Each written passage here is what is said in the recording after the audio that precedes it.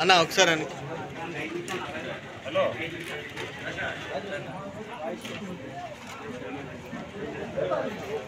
Voice ఒక్క నిమిషం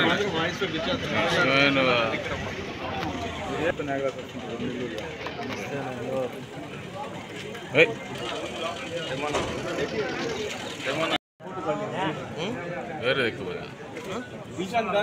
వేరే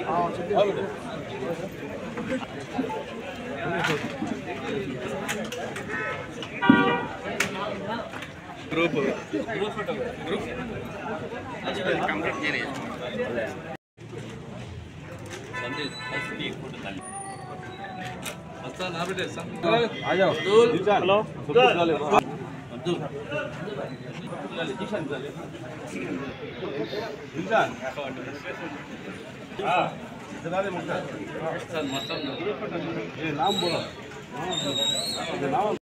గత కొంతకాలం నుంచి వైఎస్ఆర్ కాంగ్రెస్ పార్టీలోకి అటు టీడీపీ నుంచి కానీ కాంగ్రెస్ నుంచి కానీ జనసేన నుంచి కానీ అనేక మంది పెద్ద ఎత్తున వైఎస్ఆర్సీపీలో చేరడం కూడా జరుగుతూ ఉంది.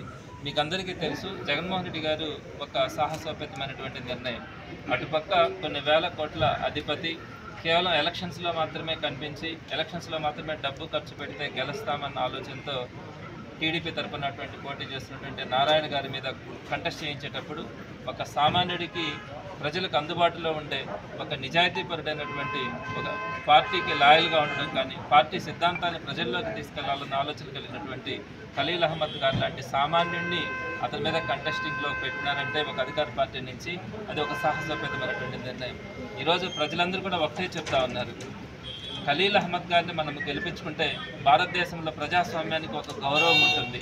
అలా లేనప్పుడు డబ్బులున్న వాళ్ళు కేవలం ఎలక్షన్స్ అప్పుడు 5-6 నెలల పాటు డబ్బులు ఖర్చు పెడితే గెలుస్తారు అన్న సంకేతాన్ని మనము బయటకు కనుక ఇవ్వగలిగితే రాబోయే రోజుల్లో పేదలు సామాన్యులు బతకడం కానీ అలానే రాజకీయ నాయకులు కావడం కానీ 10 మందికి సేవ చేయాలన్న ఆలోచనతో రాజకీయాల్లోకి రావాలన్న ఆలోచన కూడా ఉండకపోవచ్చు. కాబట్టి ఇదే ఆలోచనతో ఈరోజు సామాన్యులు అన్నటువంటి ప్రతి ఒక్కరు కూడా ఖలీల్ అహ్మద్ గారిని గెలిపించుకోవాలని ప్రజలు అందరూ కూడా కోరుకుంటా ఉన్నారు. ఈ క్రమంలో గడిచిన ఒక నెల రోజుల నుంచి పెద్ద ఎత్తున వైఎస్ఆర్సీపీలోకి చేరికలు జరుగుతూ ఉన్నాయి.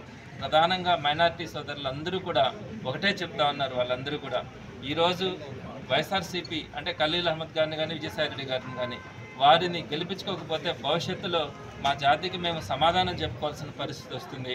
కాబట్టి తప్పకుండా ఈరోజు వైఎస్ఆర్సీపీకి మద్దతు ప్రకటించాలి అన్న ఆలోచనతో వాళ్ళు ముందుకు వస్తూ ఉన్నారు. వాళ్ళు తనకు చెప్తున్నటువంటి సమాధానం కూడా ఒకటే, ఒకవైపు ఆర్ఎస్ఎస్ కానీ బీజేపీ కానీ అనేక ఇబ్బందులు భారతదేశ వ్యాప్తంగా కూడా పెడుతూ చాలామంది పేదరికం ఉంది. ముస్లిమ్స్లో ఈరోజు చాలామంది అతి పేదవాళ్ళు కూడా ఉన్నారు.